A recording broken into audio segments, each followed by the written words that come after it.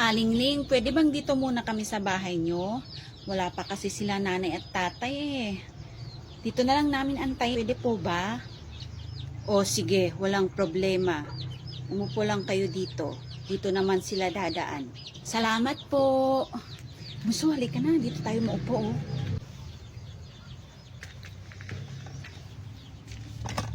Paano ate pag madilim na tapos wala pa sila nanay at tatay? E di makitulog tayo dito kay Aling Ning.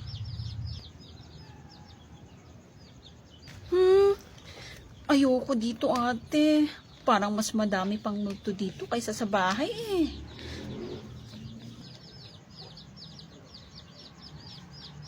Huwag kayong matakot, wala namang multo dito. Ate, umuwi na tayo. Anong uuwi? Dito lang tayo kay Aling Ling. Hindi po kami natatakot kasi nandyan po kayo, Aling Ling. Buti naman hindi kayo natatakot. Maupo lang kayo dyan at may ginagawa pa ako. Opo, wag niyo po kaming alalahanin. Okay po kami dito. O sige.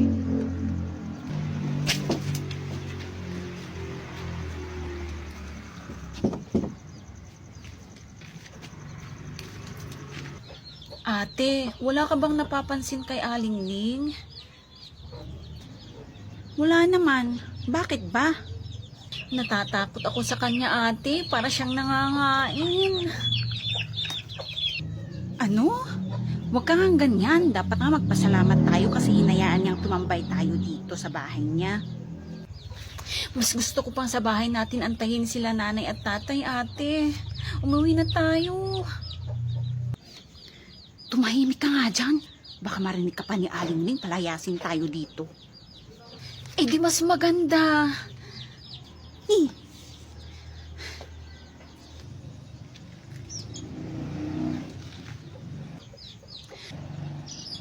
Sila nanay at tatay nandyan na bunso. Nandyan na sila. Nay! Tay! Buti nandito na po kayo. Umuwi na tayo, tay. Natatakot na ako dito eh. Ba't ka naman matatakot dito, bunso? Eh, nandyan naman si Aling Ling. Pati yung ate mo. Kanina pa nga po siya takot na eh. Ewan ko ba sa kanya? Para po kasing may mga multo dito sa paligid. Oh, nandyan na pala kayo. Kanina pa kayo inaantay ng mga bata. Maraming salamat po, Aling Ling, at pinatuloy niyo yung mga bata dito. Walang anuman. Tay, umuwi na tayo. Alis na po kami. O sige. O tara na, uwi na tayo. Tara na. Halika na, bunso. Bilisan niyo.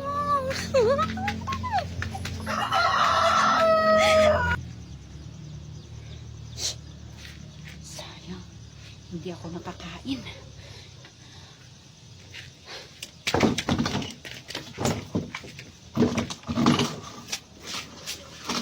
Knock. Ah, tita, nandyan po si Nyara? Nandito siya, Neng. Halika, pumasok ka. Maupo ka dito, oh. Bunso, yung ate mo, nasaan? Nasa banyo po si ate, Nay, naliligo. Naliligo pa daw si Nyara. Antayin mo lang dito, ha? May gagawin pa ako. Sige po, tita. Salamat po.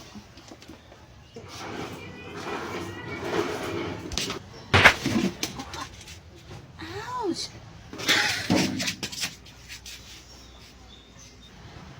Aray, sino ba yung nagbato sa akin?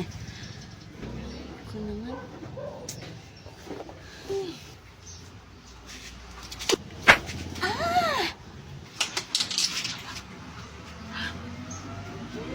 Grabe na yun ah.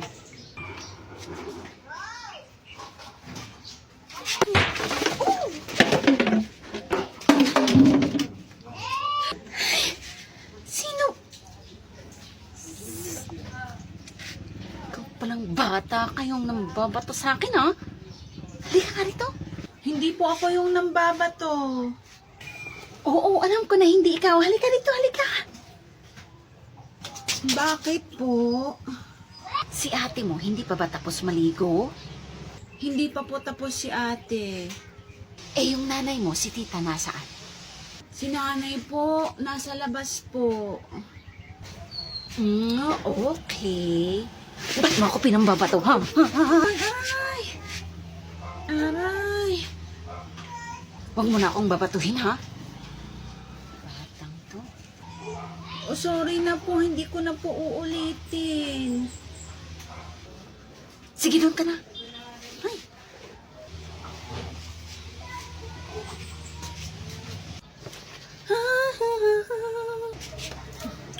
Akala mo hindi ako gaganti sa'yo, ha?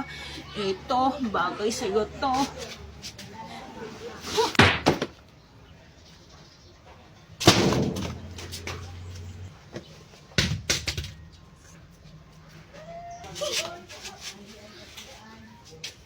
Nay, yung kaibigan po ni ate nahimatay. Ah, ano bang nangyari? Hindi ko po alam, Nay. Gising na, gising na. Aray, aray. Okay ka lang ba?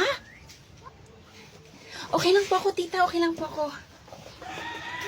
Ay, buti naman. Bunso, samahan mo siya, ha? At may gagawin pa ako sa likod. Opo, Nay. Okay ka lang, ha? Sigurado ka na okay ka, ha? Sige, dyan lang muna kayo. Opo, tita. Salamat po.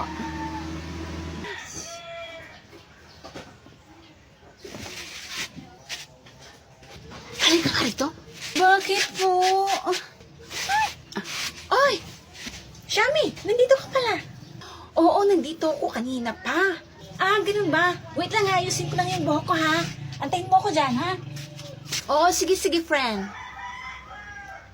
Salamat ka at dumating yung ate mo. Kung hindi, kawawa ka. Aray ko. Ay, talaga namang napakaano mong bata. Ba't hindi pa ba tapos si Nyara na maligo? Opo, tapos na po, tita. Okay. Sige. Basta, samahan mo siya, bunso, ha? Nagagawin pa ako.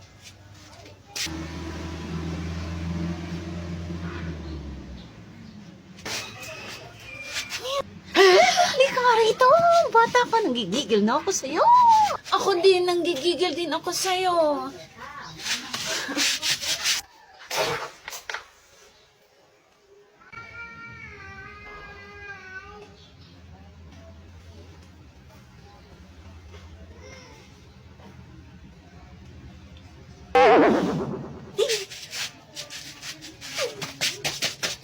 Siguro naman ngayong dalaga ka ng bunso, nagbago ka na.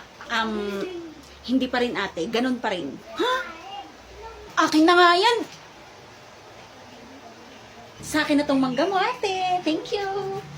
Bunso, yung mangga ko! Talaga. Talagang hindi ka nagbago. Ay. O anak, anong ginagawa mo? Natutulog po, Nay. Nakikita niyo po naglalaro ako eh. Tinatanong niyo pa? Alam kong naglalaro ka, anak, pero ba't ginawa mo laruan niyang mga pinggan at kutsara? Eh, hindi mo naman kasi ako binibinhan ng laruan ko, Nay eh. Hayaan mo, anak, pag nakapera si nanay, bibili tayo. Kailan pa, Nay? Pag nagkapera naman po kayo, sa utang niyo lang po naman napupunta. Oo nga, ano? Pag nakabayad na si nanay ng utang, bibili tayo, ha? Paano niyo po mabayaran, Nay? Eh, halos araw-araw naman po tayong inuutang sa tindahan. Diyan ka na nga. Diyan ka lang, anak, ha? Maglaro ka lang dyan. Okay po, Nay. Nyara, anak, bantayan mo nga yung kapatid mo sa labas. O, sige po, Nay. Diyan ka lang, bunso, ha? Huwag kang lalayo. Paano ako makakalayo? Ibinabantayan mo naman ako. Oo nga, no? Ikaw talaga, ate.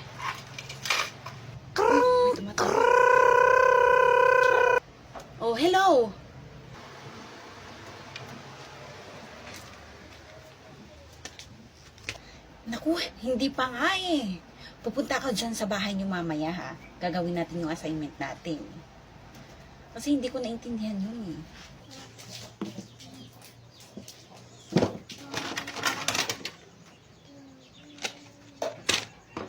Mga 4 PM ako pupunta dyan sa bahay niyo ha. Antayin mo ko ha. Ayan, madami na akong laruan.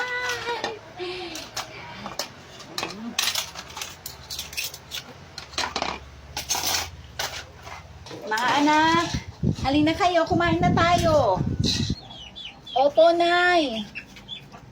O sige na, babay na kasi may gagawin pa ako. Nyara anak, maghugas kayo ng kamay, lalo na yung kapatid mo, hugasan mo mabuti yung kamay niya. Opo, Nay.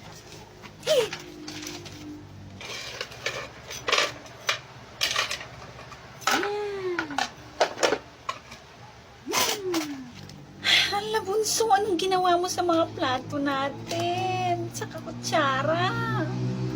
Ba't ginawa mong laruan? Wala akong laruan eh. Akin na yung mga yan. Pagagalitan tayo ni nanay eh. Ito po mo na ate. Baka mapagalitan pa tayo ni nanay. Na ate, Kailangan ko hugasan ko na tong mga to. Oh, ba't wala na yung mga pinggan? Ba't ito lang? Tapos wala na rin yung mga kutsara. Kahugas ko lang ng pinggan kanina. Bunso? Nyara? Nay, bakit po? Mga anak, nakita niyo ba yung mga pinggan at kutsara? Ba't wala na? Nandito po na, hinuhugasan ko. Nadumihan po kasi pumasok yung manok sa loob na kusina. Okay. Akala ko kung saan na napunta eh.